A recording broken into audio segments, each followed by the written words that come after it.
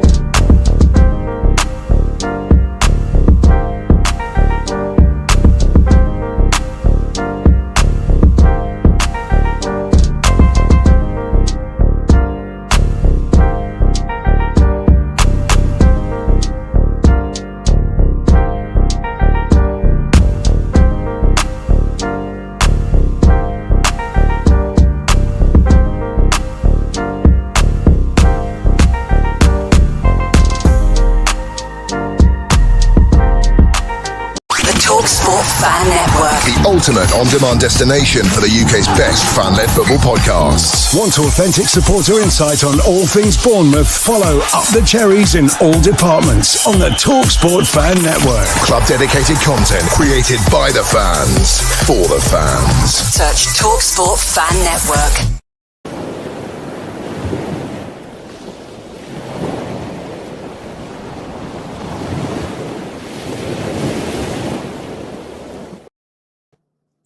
Good morning, good afternoon, and good evening, Cherries fans from around the world, wherever you're watching this morning for a fairly nice Tuesday morning, getting into winter and closer to Christmas. Welcome back to Cherry AM.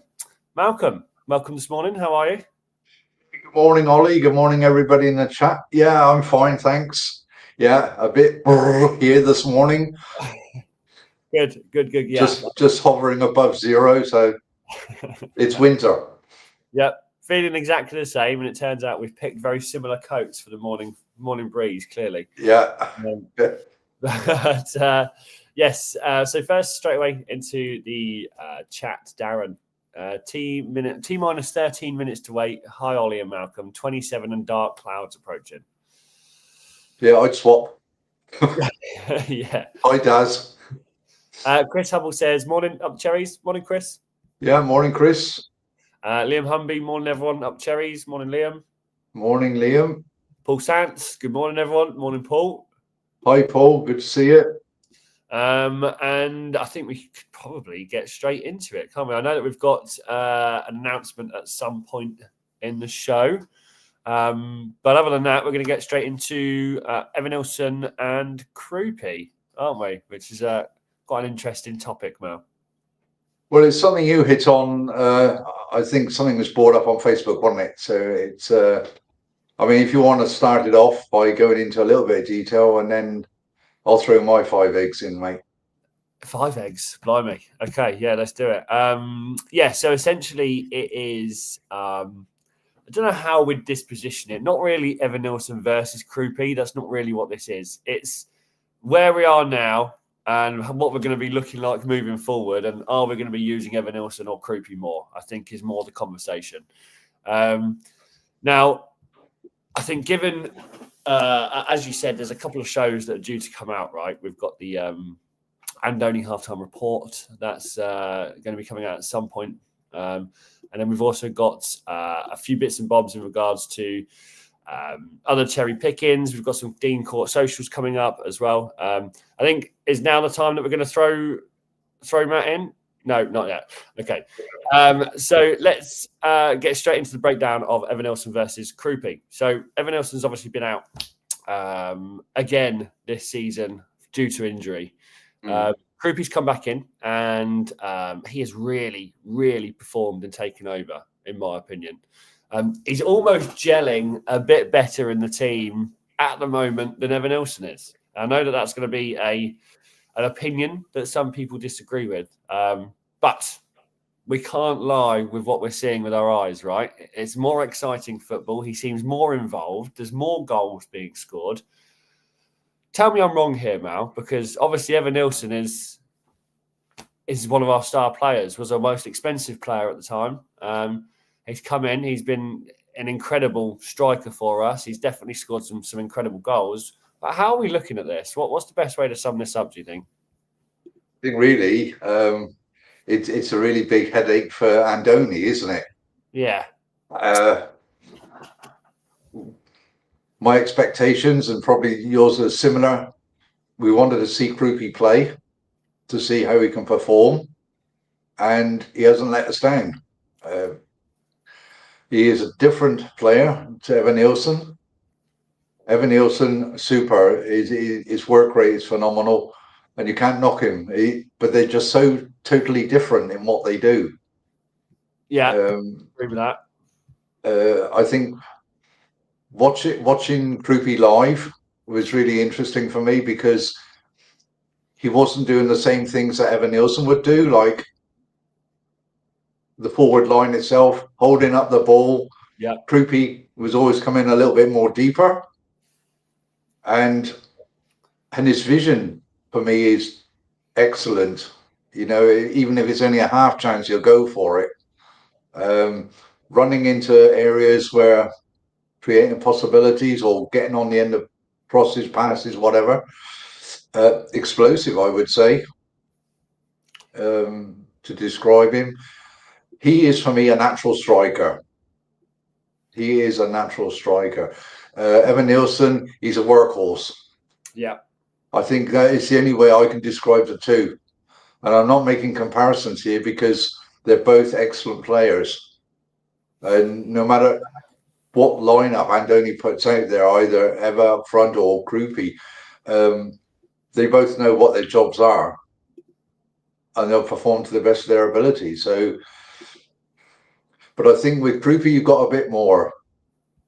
I'm not going to look into the price tag of Evan Nielsen.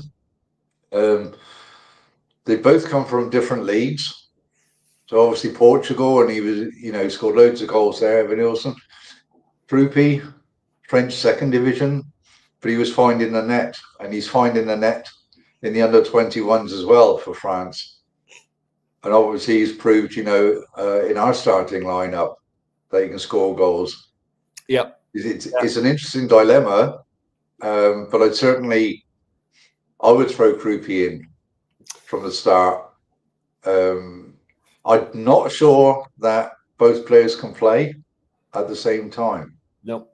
Because Andoni doesn't play with two strikers; he only plays with one, as do most teams. Obviously, when they're chasing games, it's a different ball game, isn't it? And you need more firepower. Then obviously he would probably do that, and chances are a bit. But I don't think so. I think Ruby would be the best start. See how it goes. But it is an interesting dilemma, definitely. Yeah, yeah, and I just want to touch on you kind of brought up a bit of playing style comparison then. Yeah. And I agree with you. I think Evan Nielsen, you kind of have more penalty box movement, more near post runs, kind of quick finishes, Whereas I feel like with Krupi, you get more explosive, more dynamic. There's more aggression. I feel like he's attacking one-on-one a bit more than Evan Nielsen feels comfortable with. And I don't know whether that's because he's young. And it comes down to decision making, doesn't it? Like that Evan Nielsen's decision making doesn't fluctuate too much. He's an exposed player. He's an experienced player. He knows what to do in a lot of situations. I'm not saying Krupi doesn't, but it would almost appear that Krupi will be a bit more flippant with decision making. So he'll take a run, he'll take a shot, and I don't think Evan Nielsen would do that. And I think that's where it comes down to at the moment with our playing style and with the players like Adams and Scott and Semenyo, and I think Krupi fits into that team more than Evan Nielsen. It's an interesting one. It's a good problem to have. You're right, a really good problem to have. Paul Sant says, I think it depends on what other players are starting. Yeah, agreed. Yeah, definitely. The menu is out. We need a ball carrier like Evan Nielsen. Yeah, I agree with that. Paul from Oz. Hi, Ollie and Malcolm. 20 degrees and sunny here. Good to see you on the show tonight, Paul from Oz. Thanks, Paul. Hi, Paul. Chris says, I can't believe that Alex Scott did not start for England. Yeah, well, yes. It's an experience that he's got under his belt now. He's been in and around the camp, so he's one for the future. Absolutely. It would have been nice to see him get a few minutes, but I think, in the Albanian game, because they were looking to obviously score and they needed their basically top players, and the subs came on and did the job for England. It wasn't the best game, but it was just cementing what Tuchel's done, through the campaign. So I'm not disappointed in that respect because of the experience he's gained being in and around the squad. Yeah, absolutely. Echo those words. And as you said, it's only going to make it more comfortable, more easier for him next time. The more times that he does that, the more included he's going to feel, isn't he? So yeah, definitely. Matt says, if you can score, you will score goals at any level, and Krupi is proving that. Yeah, exactly. And Dad says, in my opinion, Krupi is a goal box poacher. Evan Nilsson plays deeper and builds an attack with the midfield. Yeah. Paul from Oz, I remember Andoni saying he wasn't worried about Ever's lack of goals. What a nice problem to have. I feel Ever's not done as well as he'd like. Yeah. And Matt says, I'm still a fan of Evan Nilsson. I felt he was off the ball against Villa, but still quality. It is great for the gaffer to have two different types of forward to lead the line or make an impact as sub. Exactly, yeah. Also said, Ever's off the ball work is fantastic. And Paul Sant said, did you see Elliot Anderson? He was fantastic. I couldn't see at the moment Scott would start in front of him. No, he was actually brilliant, to be honest with you. I like him in the England side, Anderson. And I'd like to see him, cement his place there. But, wow, what a choice. What a choice they've got at the moment. It's interesting, really interesting. Again, a good problem to have, right? Yeah. But what I like about the setup, if you can quickly talk on that, is that Tuchel wants a team. He doesn't want individuals, and they've all got to buy into what he's doing. So, all egos and stuff like that go out the window, and they've just got to toe the line. But he's got a nice problem there with some of the choices. So, and look at those that didn't even get into the squad as well. That normally you would say, they're almost certs to get on the plane. Yeah. But wait up. Could be very interesting. Yeah. Love that. Just to finish off these comments, Paul from Oz says morning Matt. Matt says morning Paul back, and then also says Anderson is in the World Cup squad for me. Yeah, I'd agree, definitely. Yeah, I can't not agree at the moment. I don't think there's anyone else that stands out as much as there. We've seen this kind of English football for donkey's years now, and you got to really. Sorry, I was just gonna say you got to really be different to stand out in the England team. I think nowadays, and you got to just your playing style and your character has to stand out in a different way. I think that's what certain players are doing. Go on, what were you going to say? I'm trying to remember now. Oh God, over 60 moment here. While you think about that, Darren says, correct me if I'm wrong, but Scott got picked and Trippier didn't. Not sure. I'm not 100% sure, Daz. Yeah, but there are other players that weren't in the squad as well, weren't there? So, I think so. I think also for me, a standout player, because you were mentioning about Anderson, Declan Rice. And the way England are playing under Southgate, Sir Gareth Southgate, this sideways back passing and all that, and so it was a bit monotonous, wasn't it? Very slow. They were in the first half against Albania, but they weren't particularly quick. And I was, I think I messaged Matt at the time. I said it would have been nice, if they'd moved the ball around a bit quicker. Too many touches on the ball and everything else.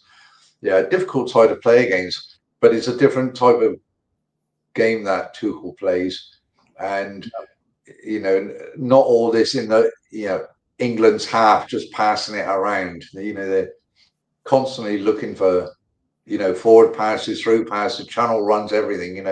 Whether it's left or right, and they got the ability all over the field going forward.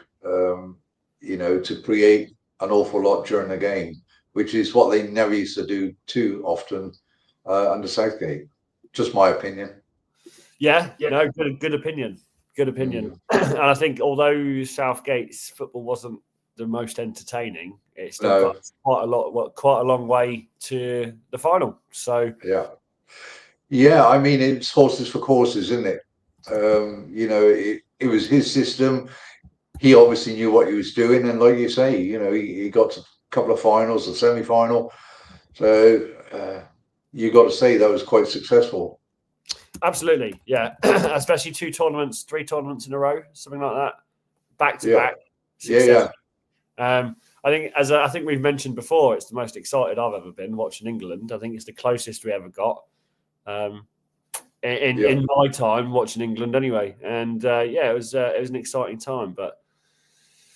I'm not going to let on too much, but I did see them win a World Cup once. Well, yeah, exactly, yeah. Before my time, unfortunately, now. We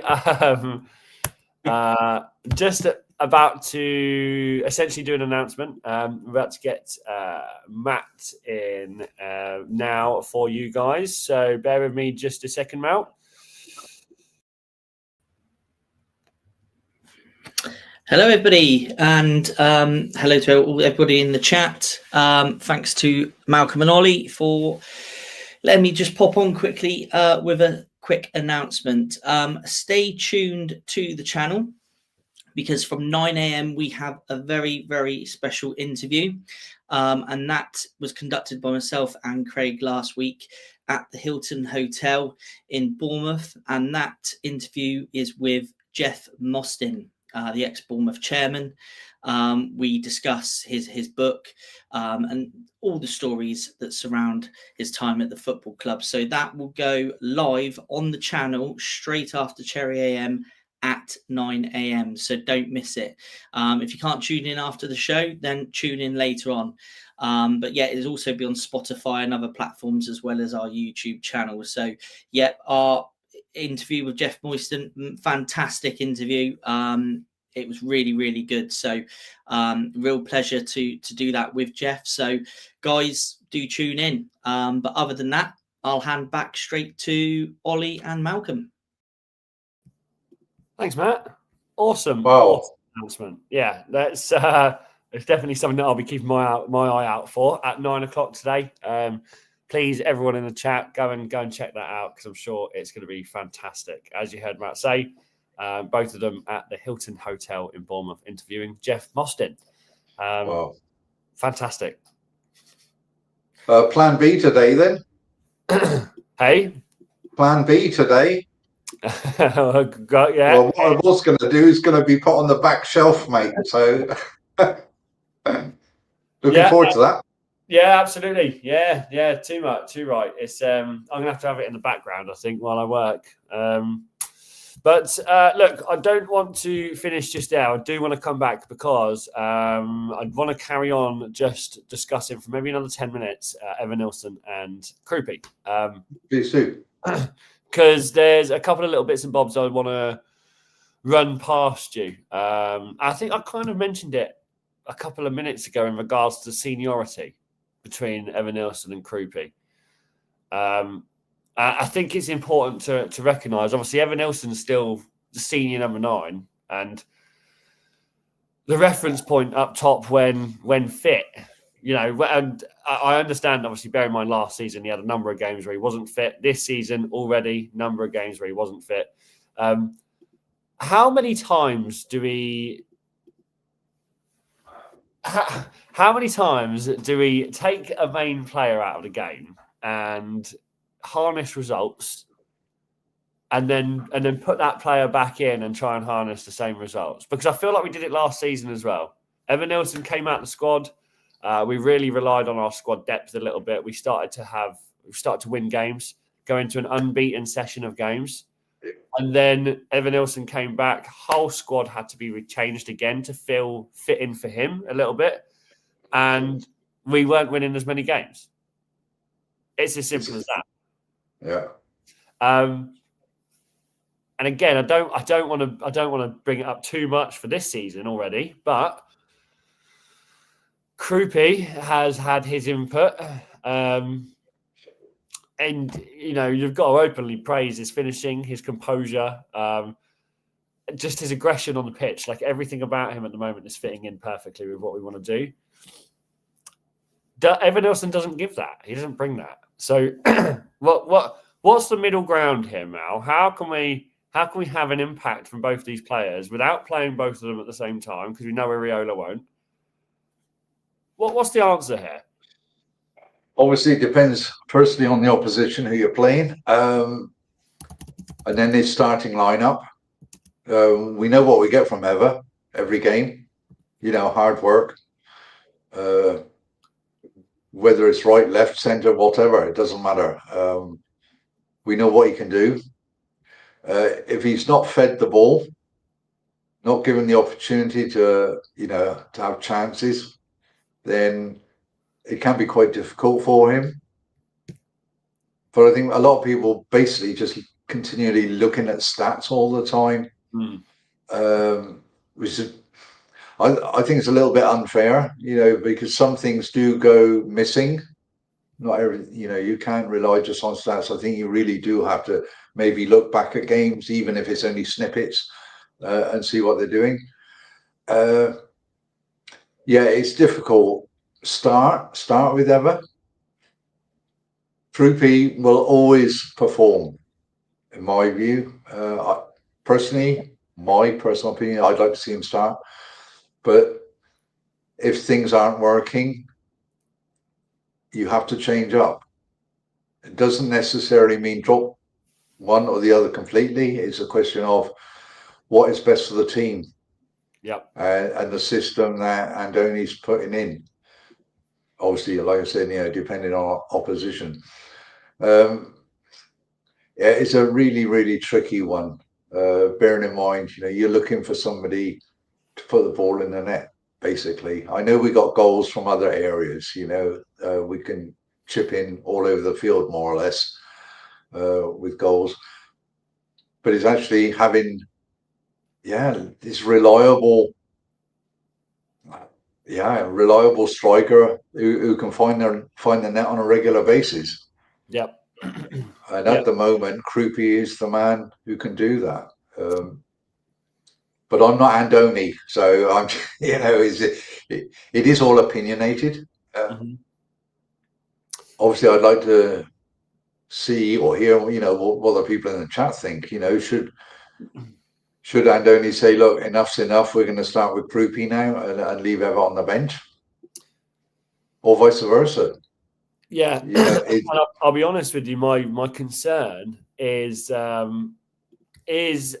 they looking at Krupi as a potential star asset, or are they looking at him as a young investment to grow and sell? I think that's my concern, is because if we're looking at him as a potential star asset to be our main striker, then I think everything that we're doing and building is perfect. It couldn't be more perfect, could it? You give him his drop-in minutes, he performs, he comes out the squad, you put your regular striker back in. You continue to do that over the space of a season. Excuse me. He's just going to get better and better, more exposed to the Premier League game, more minutes on the pitch, and eventually you'd like to think that he starts eating into Evan Nilsson's minutes and maybe it takes over the role in a season or two. Or is that not the case?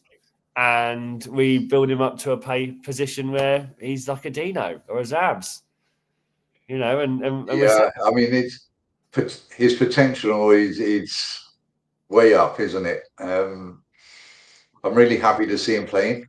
First of all, I mean, it's just a start for him here with us. Can you imagine if he ends up being our top goal scorer? I can, actually. I know that sounds weird. I can imagine it. obviously we can't see into the future, but possibilities are there, aren't they? I can see him if he gets the time accredited to him on that pitch for Bournemouth, he will continue to perform. I think he will continue to perform. He'll continue to grab those minutes like they're, air. He's going to live off it. He's going to be wanting to play every single possible chance. And he's going to want to score every single possible chance. I think that hunger at the age that Krupi's at is only going to build and develop and get better. Super, super exciting. Just run through that, mate. Selection time, there'll be some big names that may miss out. Yeah, absolutely, Matt. Cherry picking and only halftime part 2 out Thursday morning at 9 a.m. after Cherry AM. Part 3 soon to follow. Wow. Chris Hubble says, looking forward to seeing that, Matt. Paul says, I think Eva is like Solanke and Krupi is similar to Wilson. Who would have started Wilson or Solanke? Who would you have started, Wilson or Solanke? Yeah, great shout. Yeah, it's a similar problem, isn't it? It is a similar problem, yeah, and it's a very good comparison because, again, I'm not sure who I'd start, Solanke or Wilson. And it depends who we're playing and who else is on the pitch. I mean, on the downside, we just throw it out there, what if he ends up being top goal scorer this season? He'll have a marker on his head already, wouldn't he? Yep, he will, yeah. So we'll watch this space, I guess. Yeah, unfortunately, and I think I may have said this about Jimenez. I think there's certain players I see that would jump, that would make the move too early, that may not outlive their career at Bournemouth for certain reasons, whether that be money or top 6 club or European football or whatever it is. There's some players that would jump at that, I think, immediately. And my concern is that Krupi could be one of those players. It's still very, very early in his career. If he gets, that almost little boy in a sweet shop, right? Where he's getting all the attention, everyone's calling him the best striker in the Prem, blah, blah, blah, blah, blah, and he's got an offer from Arsenal, PSG, and whoever else. He could go at 20 years old. I could see that happening. However, I can't see that with Semenyo, for example, Evan Nilsson. They're almost settled players. They've got a plan for their next 5 years. They're a bit more senior in their life goals and where they want to get to. Krupi's 19.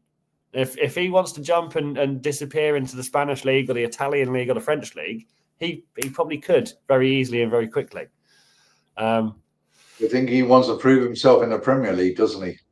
I mean, it'd be lovely if he sticks around. It really would. It'd be lovely if he sticks around and cements himself. That would be ideal. Because that's where he's obviously going to make it. Yes, yeah. Well, we know that, Mal, but I mean, why do we see players leave the Premier League if that's such a well-known fact, Daz says, at Bournemouth, we are not set up like City with Erling Haaland, who is number 1 outlet for goal opportunities. Stats don't mean anything. Evan Nilsson is a workhorse who is selfless and is strong on the ball. And will grow and develop and will score, no doubt. Absolutely. He'll knock in a few more. Yeah, for sure. Definitely. That's a great point, Paul, says Paul from Oz. Sean says definitely start Wilson over Solanke in their prime. Yeah, I agree with that. Yeah, I can't disagree either. And Paul from Oz, Krupi at his age can run all day. Excuse me. I feel he will run the legs off defenders for 1 hour, then bring on Eva to take advantage of the defence. Again, that's not the worst idea. It uses both players, both strikers. It gives them both minutes. It's tactically pleasing, I guess, if you think about that from who we've got on the bench and on the pitch. So, yeah, not a bad shout. Not a bad shout at all. At the end of the day, it's about the team and not individuals, isn't it? So,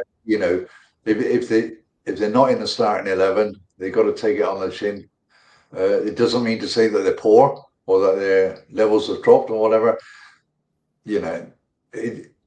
they will get minutes. Yeah, absolutely. And I think in conclusion for me, and Krupi's kind of finishing and composure is really standing out and has done this season so far with the goals that he scored. Yeah. I think Evan Nielsen, we've got that typical situation where you've got a prolific, experienced striker up against the newbie in town coming in and running the legs off, and all that's got to happen, Evan Nielsen's got to slot a goal away. The minute he gets a goal again, I think he'll continue to then get more goals and get better and feel more comfortable on the pitch and start performing again. But until that point, he's got some competition, isn't he? And he certainly has, yeah. He's going to have to perform, unfortunately. Yeah, it was an interesting point to bring up this morning. It's something we wanted to sort of chat about. So, pretty cool. Yeah, for sure. And obviously with internationals at the weekend, lack of information and news. So we won't be on tomorrow, but we will be back on Thursday morning for our regular Thursday updates for the game coming this weekend, which is West Ham. That's right. Yeah. Yeah, starting lineups and score predictions. So get your thinking caps on, everybody, and join in. Yeah, absolutely. Should be an interesting one. Should be an interesting one. It will indeed. And please do again, let me reiterate, 9 a.m. this morning after this show, Jeff Mostyn interview with Matt and Craig at the Hilton Hotel. Please do go and feast your eyes on that this morning. Mal, if there's anything else from you, my friend. I don't think so at this moment. Nearly time for another coffee before the next video comes out. Absolutely. Yeah. Perfect timing, mate. Great to see you again, mate. And thanks everybody in the chat for joining us this morning. Yeah.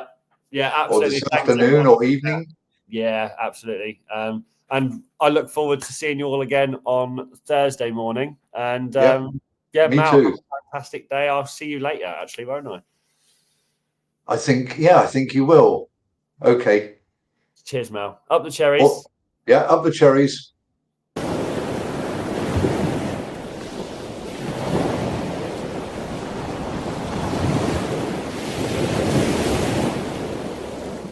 TalkSport Fan Network. The ultimate on-demand destination for the UK's best fan-led football podcasts. Want authentic supporter insight on all things Bournemouth? Follow Up the Cherries in all departments on the TalkSport Fan Network. Club-dedicated content created by the fans, for the fans. Search TalkSport Fan Network.